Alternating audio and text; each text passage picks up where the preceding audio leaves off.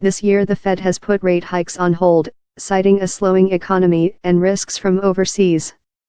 Trump, meanwhile, has continued to rail against the Fed, even as he has said he will nominate conservative commentator Stephen Moore, a proponent of rate cuts, for a second vacant seat on the Fed board.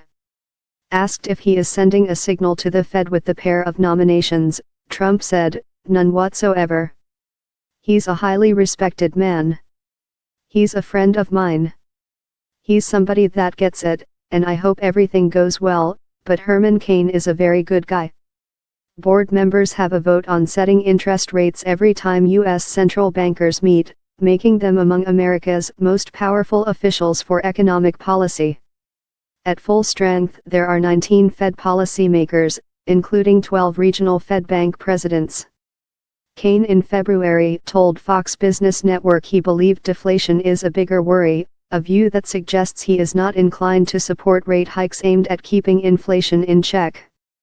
Still, Cain's policy views are not entirely clear. In the same February interview, he said he wanted to use wages as a factor in deciding monetary policy, which in the context of recently rising pay could suggest he would support rate hikes.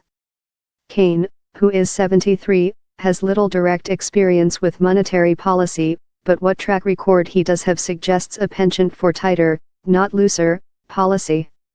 In the 1990s he served as a director at the Kansas City Fed, one of the 12 regional Fed banks that help process payments in the U.S. banking system and whose presidents take turns voting on rate policy.